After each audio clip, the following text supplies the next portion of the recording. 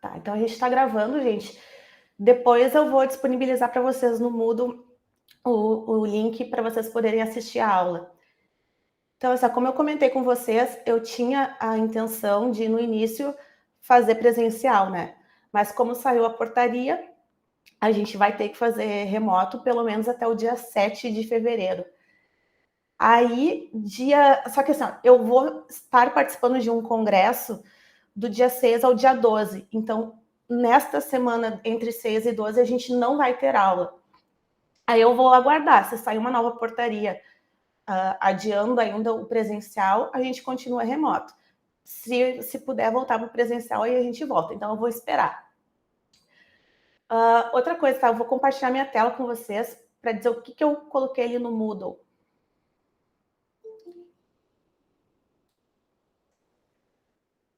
Tá, gente? Peraí que eu vou compartilhar aqui minha tela.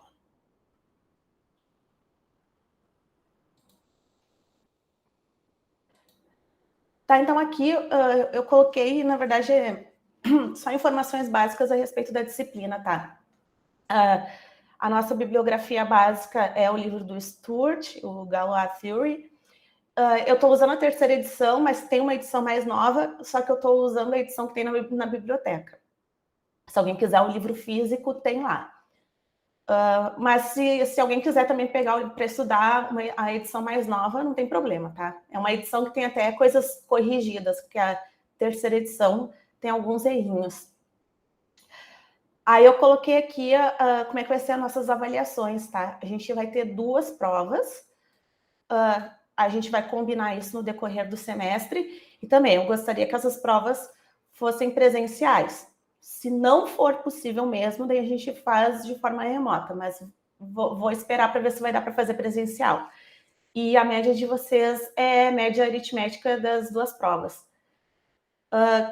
Também, claro, quem não tiver média pode fazer recuperação, tá? Pode recuperar só a prova 1, só a prova 2, ou fazer um exame com todo o conteúdo. Aí depende da situação de cada aluno. A gente vai marcar, então, fixando terças e quintas, tá, gente? Eu vou manter 2 aulas semanais, tá? No mesmo horário. Terça, depois a gente vai ter outra na quinta, e vamos fazer 2 encontros. Vamos fixar o link, vai ser sempre o mesmo, tá? É esse aqui que eu já deixei aqui no Moodle, é o mesmo que eu mandei por e-mail para vocês. E aqui é o meu e-mail, né? Que vocês podem me mandar com dúvidas.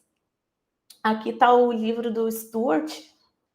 Então, isso aqui é só para vocês saberem o conteúdo, né? Que a gente vai estudar. Chegou aqui a Ana Carolina. Opa, aqui. A gente vai... Desculpa, gente. A gente vai chegar... Eu pretendo chegar até o capítulo 17, tá? Que é... A gente vai trabalhar aqui com toda a teoria de Galois sobre... Primeiro, é que o Stewart faz primeiro sobre os complexos, né? E depois ele estende isso para corpos quaisquer.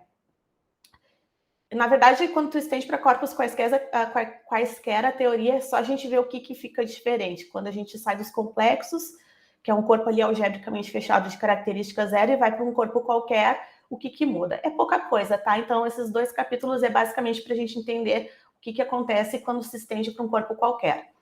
O grosso mesmo da teoria está nesses primeiros 15 capítulos aqui. Então tá aqui, tá, gente? Isso aqui é só para vocês que quiserem dar uma olhada geral para ver aí o conteúdo. Aqui, introdução, essas coisas. Uma fotinha de Galois. E é isso aí. E esse livro aqui, o Elementos de Álgebra, é só para pré-requisito, tá? É só se alguém não lembrar lá o que é anel, o que é corpo, o que é ideal, o que é subanel. Aí tem tudo aqui. É para consulta mesmo, tá, gente? Então, aqui, dando uma olhadinha aqui de início nesse primeiro capítulo, tá bom? E depois, quando a gente chegar na parte de grupos, o início aqui do capítulo de grupos também já vai ser suficiente. Então, é isso que tá no Moodle por enquanto. Desculpa, gente, eu tô com um pouco de tosse. Aí aqui, gente, depois eu vou colocar as listas, tá? Daqui a pouco eu já coloco a lista 1 já tá pronta. Aí eu vou deixar vocês trabalhando na lista naquela semana que eu estiver fora. E, bom, o Moodle é isso aqui. Por hora, é só o que eu coloquei. Acho que agora eu vou começar a aula mesmo, né? Eu vou fazer uma apresentação da teoria e vocês fiquem à vontade para me interromper a hora que precisarem, tá? Não precisa, ou se quiser perguntar no final, não tem problema. Mas se quiser me interromper, vocês fiquem bem à vontade, tá, gente? Então, eu já tinha comentado com vocês algumas coisas que a gente vai precisar saber, umas estruturas algébricas para conseguir acompanhar o curso, né? Então, eu listei aqui as principais estruturas algébricas que a gente precisa ter um pouco de domínio para conseguir entender a disciplina. Então, a gente precisa saber o que é um grupo. Um grupo, ele é um conjunto de elementos munido de uma operação. E essa operação satisfaz propriedades, né? Essa operação tem que ser associativa, tem que ter neutro e tem que ter inverso. Quando isso acontece, a gente diz que já é um grupo. O anel, ele é um conjunto de elementos munido de duas operações. Normalmente a gente chama isso de soma e produto, que também ali satisfazem uma lista de propriedades. Então ali a soma tem que ser associativa, tem que ter um simétrico aditivo, né, que é um inverso aditivo, tem que ter um neutro aditivo, a soma tem que distribuir com o produto tem que ser associativo. Aqui a gente não... Um anel, tá, pessoal? Às vezes, alguns autores na definição de anel pedem anel unitário, quer dizer, que o produto tem um neutro. Mas não necessariamente, tá? Um anel ele pode ser sem unidade. A gente acaba, no nosso curso, a gente vai trabalhar com anel unitário, porque na verdade a gente vai trabalhar mais com o corpo. Mas anel, para nós, vamos assumir que tem unidade. E é claro que esse produto aqui também ele não precisa ser comutativo, mas quando ele for comutativo, a gente diz que o anel é comutativo. E um domínio de integridade, ele é na verdade, um anel, só que ele é um anel comutativo e sem divisores de zero. E o que é divisor de zero? Quer dizer que se tu tem A vezes B igual a zero, ou para não ter divisão de zero, o divisores de zero, ou A tem que ser zero, ou B tem que ser zero. Então, por exemplo, se vocês pegassem o Z4, que é os inteiros módulo 4, e tu pega ali a classe do 2 vezes a classe do 2, 2 vezes 2, isso dá zero. É a classe do 4 que é a classe do zero. Então, o Z4 não é um domínio de integridade, porque ele tem divisores de zero. Na verdade, a questão aqui é que o Zn ele só vai ser um domínio de integridade se o n for primo. Opa! Um corpo, tá? Ele é um domínio de integridade, ou seja, ele é um anel comutativo sem divisores de zero, e que adicionalmente ainda tem a propriedade que todo elemento não nulo tem inverso. Inverso aqui, pessoal, é um inverso multiplicativo, tá? Porque um anel não precisa também ter inverso multiplicativo. Ele tem que ter um inverso aditivo, mas não precisa ter inverso multiplicativo. Então, um exemplo de corpo, por exemplo, os reais, os complexos.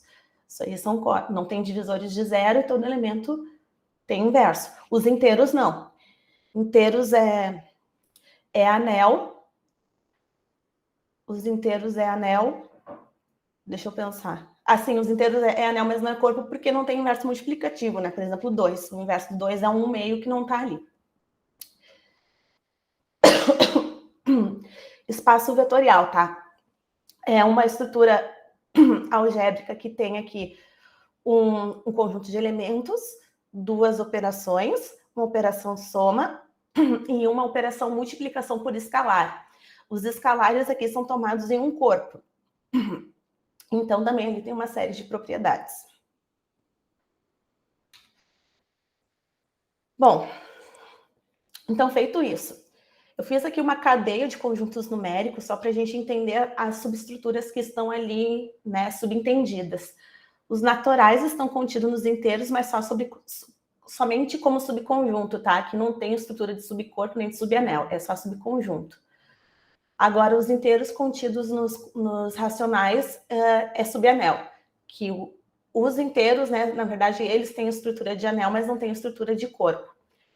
Já os racionais têm estrutura de corpo, tá? Então, ele está contido dentro dos reais como subcorpo, assim como os reais estão contidos nos complexos, também carregando aqui uma estrutura de corpo. E o que é, na verdade, o conjunto dos complexos? Então, são os elementos da forma A mais BI, tal que I ao quadrado igual a -1, e A e B são elementos dentro dos reais. E isso aqui, gente, é isomorfo ao conjunto. Isso aqui a gente tem que cuidar, tá? Porque isso aqui não é o R2.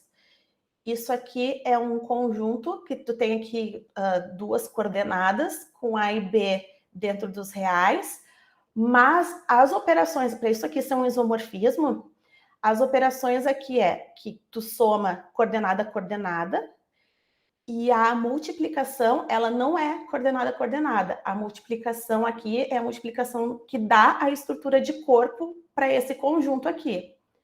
Porque se a gente pegar aqui o R2 com soma e produto usuais, não tem estrutura de corpo, porque ali tem divisores de zero. Se tu pegar, por exemplo, um parzinho aqui 1, 0, 0, 1, e tu multiplica coordenada a coordenada, dá o 0, 0. Quer dizer que isso aqui a gente tem divisores de zero.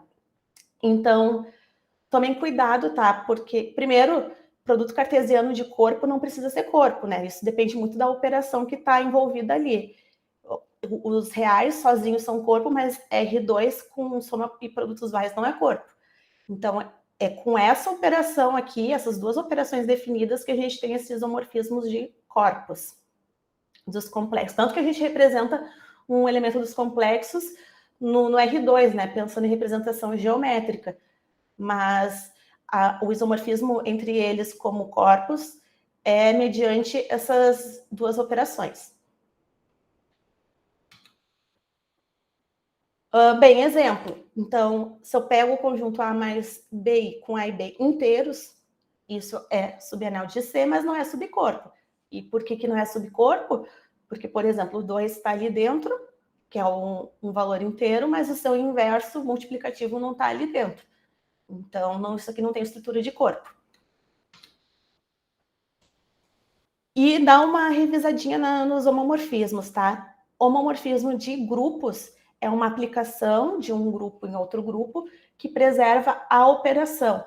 Aqui é um pouquinho de abuso de notação, tá? Porque se tu tem φ indo de um grupo G1 num grupo G2, isso aqui seria a operação do G1, isso aqui seria a operação do G2. Então, eu estou fazendo um abuso de notação e usando a mesma operação. Mas então um homomorfismo de grupos é uma aplicação que tu faz φ aplicado em x vezes y, e isso aqui é φ de x vezes φ de y. Um homomorfismo de anéis preserva as duas operações, tá? A soma e o produto.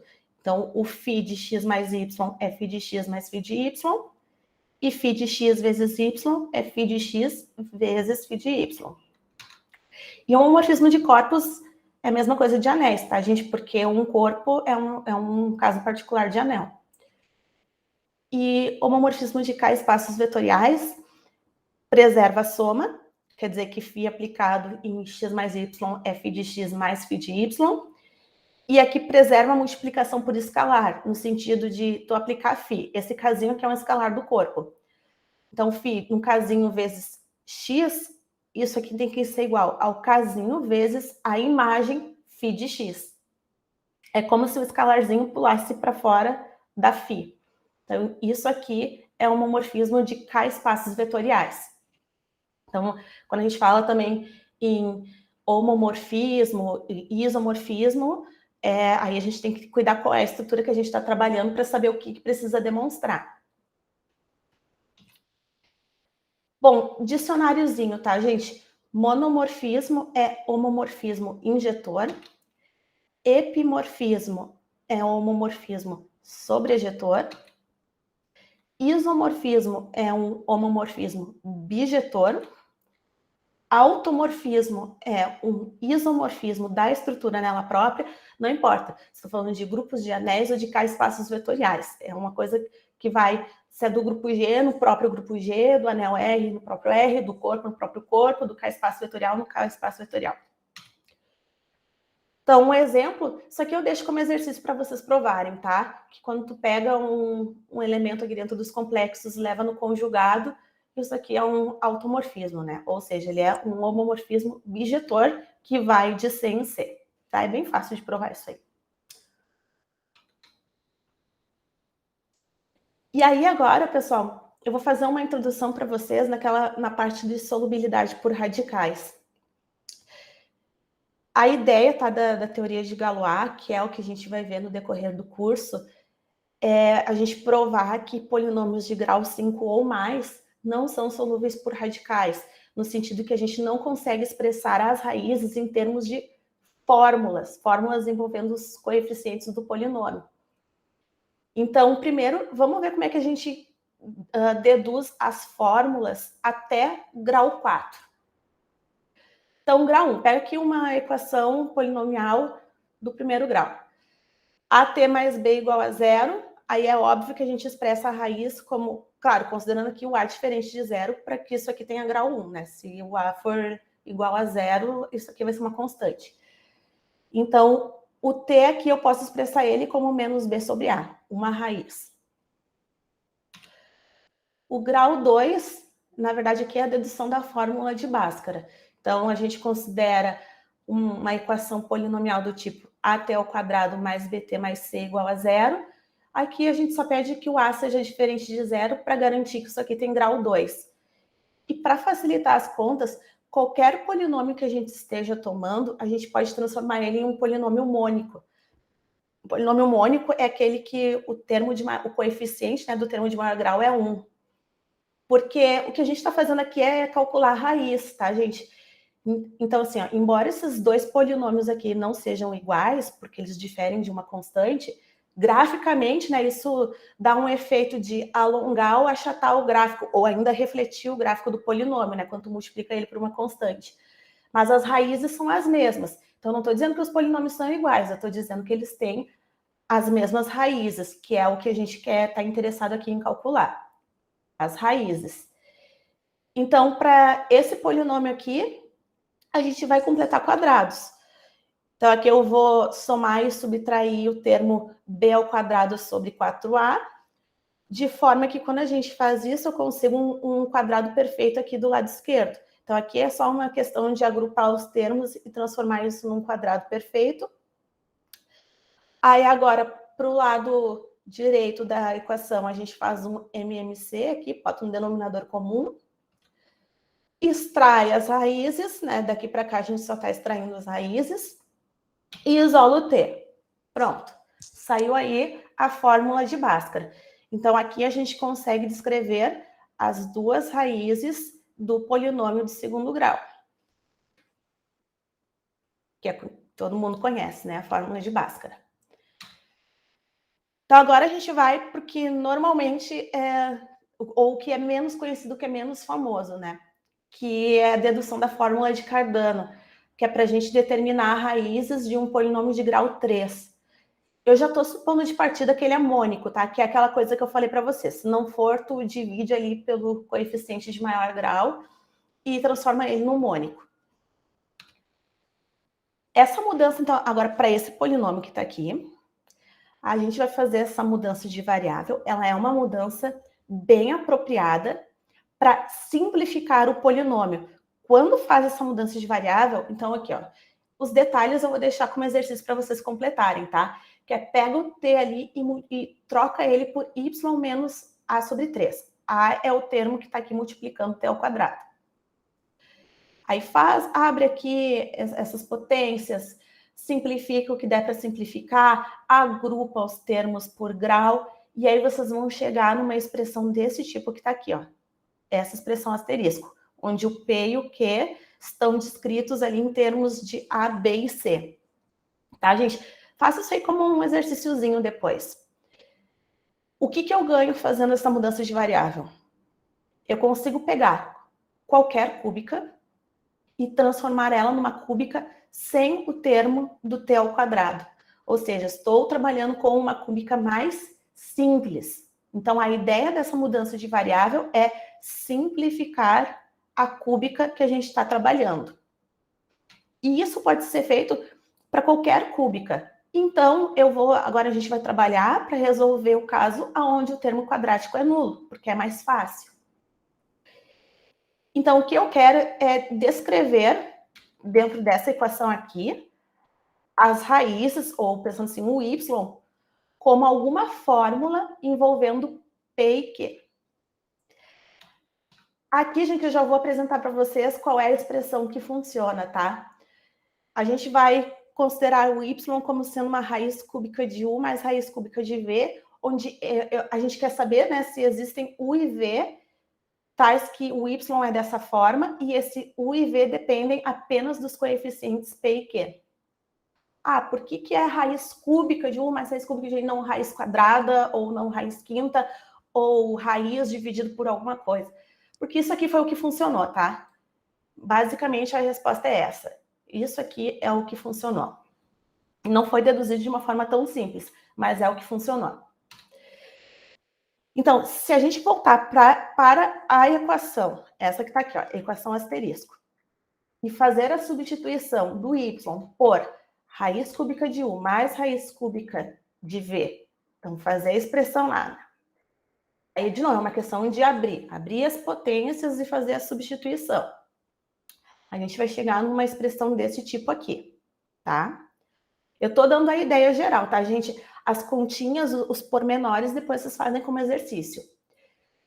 A gente vai fazendo essa substituição, tá? Isso aqui é o y ao cubo. Então, só para vocês lembrarem aqui qual é a equação. Mais p vezes y mais q. Então, tá aqui. E aí, o que a gente quer fazer com essa expressão? Por enquanto, foi só substituído o raiz cúbica de u mais raiz cúbica de v lá naquela equação asterisco. E aí, a gente vai escolher u e v que satisfaçam essas duas equações aqui, ó. U mais v mais q igual a zero. E 3 raiz cúbica de u raiz cúbica de v mais p igual a zero. O que eu estou fazendo aqui? Eu estou escolhendo u e v de forma que este primeiro termo aqui seja nulo e que esse produto aqui seja nulo. Ah, por que eu peguei... Aqui, ó, percebam que eu estou pegando só o segundo termo, né? E estou supondo que esse seja igual a zero. Por que eu não peguei o primeiro? Poderia pegar o primeiro também, mas eu estou pegando o segundo porque é o que eu sei que vai funcionar. Ou também a gente poderia pedir que o primeiro termo fosse o simétrico aditivo do segundo, para que essa equação aqui fosse verdadeira. Então, na verdade, o que eu estou fazendo aqui é escolhendo u e v que satisfaçam essas equações. Isso é uma condição suficiente para que essa equação se anule. Eu não estou dizendo que ela é uma condição necessária e suficiente. Eu não estou dizendo que isso é um C e somente C. Eu estou dizendo que se u e v satisfizerem aquelas duas equações que estão ali, então essa equação aqui vai ser zero. E já é suficiente para o que a gente precisa, tá? Então é isso. Eu quero saber se existe u e v que satisfaz essas duas equações. Porque o que eu quero, no final das contas, é descrever u e v em termos de p e q, que são os coeficientes daquela equação polinomial. Então, assim, só passando o q para o outro lado, isso aqui vai ficar menos q na equação 1. E na equação 2, a gente passa o menos p para o outro lado, divide por 3 e eleva ao cubo, para tirar essas raízes da equação. E daí a gente chega em um sistema, ele é um sistema não linear, porque aqui tem u vezes v, mas é um sisteminha simples de duas equações, duas incógnitas, duas equações, então isso aqui a gente consegue resolver e determinar quem é u e v em termos de p e q. Então aqui, se a gente pegar a equação 1 e multiplicar por u e subtrair 2, então aqui, ó, pega toda essa equação aqui, multiplica ela por u e subtrai a equação de baixo. Então aqui, ó, nesse primeiro termo vai ficar u mais v vezes u menos uv. Ó, é esse termo que está aqui. E no segundo termo, eu vou multiplicar isso aqui, ó, menos que u, e aqui, como eu estou subtraindo, vai ficar mais p ao cubo sobre 27, tá? É só isso que a gente fez. E aí, isso aqui vai nos dar, como agora vai se cancelar, né, o termo uv, isso aqui ficou uma equação de grau 2 em u. Porque aqui P e Q são os coeficientes daquela equação polinomial. Então, agora é só aplicar a Bhaskara para descobrir as raízes.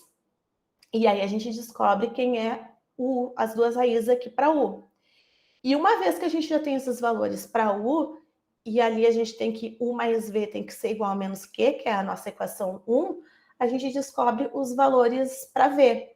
Então, como a soma deles tem que dar menos Q, quando tu soma o U com o V, aqui essa raiz aqui ela tem que se cancelar. Então, quando tu tiver mais aqui para o U, tu tem que ter menos para o V. E quando tiver menos para o U, tem que ter mais para o V. Então, gente,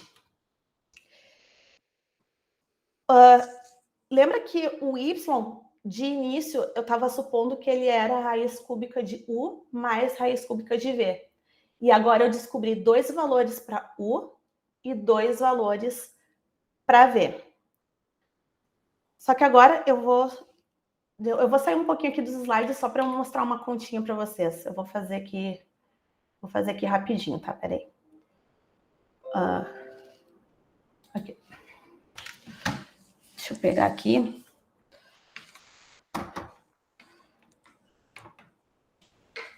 Tá, a gente tinha ali Y. O que eu supus de início, né? Era Y igual a raiz cúbica de U mais raiz cúbica de V. Daí, quando a gente fez ali aquelas contas, aquele sisteminha, a gente descobriu que o U tinha 2 possibilidades, né? Era menos Q sobre 2, mais e menos, né? Aquela raiz. E que o V, ele era menos Q sobre 2, menos mais aquela raiz. Ou seja, né? Que na verdade a gente tem 2 possibilidades. O valor de U1, que é menos Q sobre 2, mais a raiz. E aqui o U2, que é menos Q sobre 2, menos a raiz. E aqui para o V também, mesma coisa, né? O V1, que é quando o 1 for mais a raiz, o V1 vai ser menos. Então, menos Q2, menos a raiz. E V2 vai ser menos Q sobre 2, mais a raiz. Por que eu estou desmembrando aqui as possibilidades? Porque aqui, na solução do Y, então, digamos assim, ó, a gente teria, a princípio, 2 valores para Y. Um que é o Y1, que seria a raiz cúbica de U1 mais a raiz cúbica de V1. E nós teríamos um segundo valor para o Y, que seria a raiz cúbica de U2 mais a raiz cúbica de V2, tá? Só que aqui, gente, se a gente comparar o valor que a gente tem para U1, como que está dentro da raiz é a mesma coisa, U1 é igual a V2. E o U2 é igual a V1. Então, essa expressão, por exemplo, pega aqui o Y2, isso aqui é igual a raiz cúbica de V1 mais raiz cúbica de U1, porque o V2 é igual a U1. Então, na verdade, o Y1 e o Y2 são iguais. É isso que eu queria mostrar para vocês, que aparentemente a gente teria 2 valores para Y, mas no final, por causa dessa simetria que a gente tem aqui, a gente só vai ter um valor para Y, tá? Então, eu vou voltar agora lá para os slides.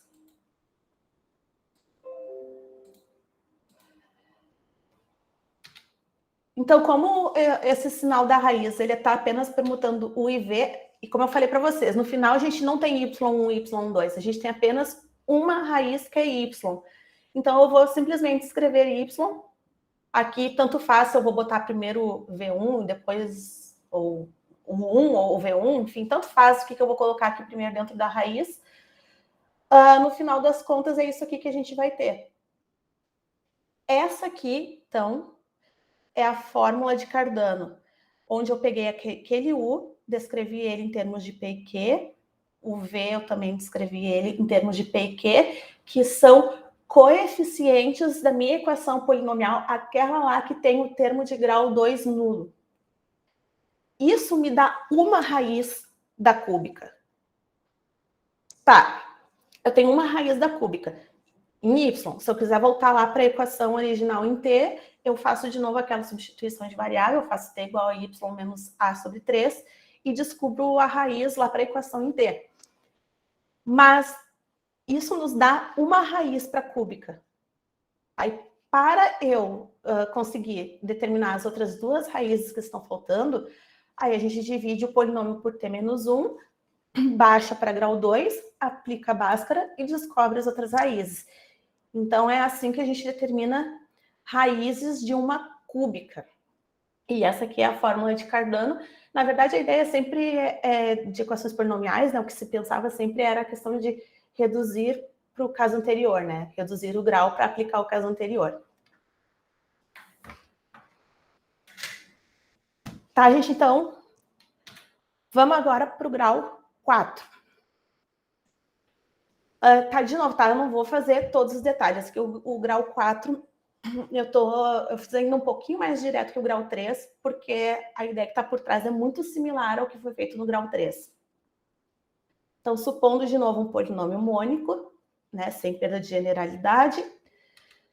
Aí aqui eu vou fazer a mudança de variável, né, chamando t de y menos a sobre 4, de forma que quando a gente faz essa mudança, de novo exercício para vocês. Substituam o t aqui por essa mudança de variável, abre as potências, simplifique o que dá para simplificar, agrupa os termos. Vocês vão chegar numa equação quártica aonde o termo de grau 3 é nulo. E isso pode ser feito para qualquer equação de grau 4. Então, eu sempre posso reduzir para uma coisa desse tipo. Então, eu vou trabalhar com as raízes para uma equação de grau 4, onde o termo de grau 3 é nulo. Então, assim, para essa equação que está aqui, a gente vai completar quadrados. O lado esquerdo, eu consigo escrever ele como um quadrado perfeito. E aí sobra isso aqui no lado direito. Se esse lado direito for um quadrado perfeito também, é que eu não coloquei aqui os detalhes para vocês, né? Porque eu não descrevi quem é o P, o Q e o R. Mas se isso aqui for um quadrado perfeito, pela descrição do Q, o Q teria que ser 0. Mas não tem problema, tá? Se isso aqui fosse um quadrado perfeito, a gente pularia um passo da dedução. O que eu vou fazer agora é supondo que o que está do lado direito não seja um quadrado perfeito e eu quero transformar ele em um quadrado perfeito, tá? Então, é esse o raciocínio. Mas eu quero que o lado esquerdo continue sendo um quadrado perfeito e o lado direito também seja. Então, aqui a gente vai fazer a introdução de um novo termo U. A gente vai colocar esse U dentro aqui do parênteses para manter isso aqui como quadrado perfeito. E aí, é claro, que o que a gente adiciona do lado esquerdo também tem que ser adicionado no lado direito. Eu quero saber se existe esse termo U, de forma que esse lado aqui direito também seja um quadrado perfeito. Então, o que a gente quer é escolher U. Não, se existe também não precisa ser único, um único valor, mas eu quero saber se existe algum termo U que a gente adicione ali de forma que o lado direito também seja um quadrado perfeito. E aí, se isso for possível, esse quadrado perfeito, ele vai ter esse formato aqui, ó. Quando a gente eleva esse primeiro termo ao quadrado, vai aparecer o 2uy ao quadrado. Também deixo como exercício para vocês verificarem essa informação. Isso aqui é tudo fazer contas, tá, gente? Bom, então, o que acontece? Aqui, se esse termo U existe, né, de forma que isso aqui seja um quadrado perfeito, então a gente pega e abre esse quadrado aqui. Abre as contas. E compara com esse aqui. Quando a gente abre e faz a comparação, vai aparecer uma expressão desse tipo aqui. E aí, como eu falei, tá, pessoal? Isso aqui, vocês façam mesmo como exercíciozinho de conta mesmo. É só abrir aquele quadrado e fazer a comparação. Essa expressão aqui, se a gente multiplica os dois lados por 8u, vai aparecer... Ah, pessoal, aqui ó, eu estou considerando o u diferente de zero, porque eu estou supondo que isso aqui não é um quadrado perfeito e eu quero introduzir um termo, aí um termo não nulo, porque se o u for igual a zero, eu já estou supondo que isso aqui é um quadrado perfeito, tá? E aí a gente pularia essa etapa. Então, eu estou supondo o u diferente de zero, para a gente chegar nessa expressão. E aí, o que vai acontecer aqui, que vai aparecer uma cúbica em u, porque aqui estão os coeficientes do polinômio, né, que são P, Q e R. E aí, quando a gente recai numa cúbica e a gente quer encontrar a raiz, ou uma raiz, né, a gente aplica a fórmula de Cardano. Então, a gente recai em uma cúbica, a gente aplica Cardano para descobrir o U. E aí, uma vez que a gente já tem um valor para U, é suficiente 1, tá? Pode ser que tenha mais, mas uma vez que a gente encontra um valor para U, a gente tem essa igualdade aqui. Aí, bom, extraindo as raízes, a gente vai ficar com essa igualdade que está aqui embaixo. E a gente já tem um valor para U. E percebam que isso aqui vai me dar duas equações quadráticas em Y. Porque suponha que a gente já tenha o U é um coeficiente em termos de P, Q e R. Então, aqui, ó, assim como esse raiz de 2U, isso aqui também vai ser coeficientes em termos de P, Q e R. Então, isso aqui é uma equação quadrática de grau 2. Faz uma para o mais e faz uma para o menos. Ou seja, duas equações quadráticas em que a gente vai aplicar Bhaskara para descobrir quem é Y. Então, depois que a gente resolve as duas quadráticas, encontra Y, a gente vai ter, então, 4 valores para Y. Esses 4 valores para Y são 4 raízes. Aí, para voltar para a variável t, a gente aplica aquela mudança de variável que foi feita lá no início. E aí, a gente descobre as 4 raízes lá na variável t.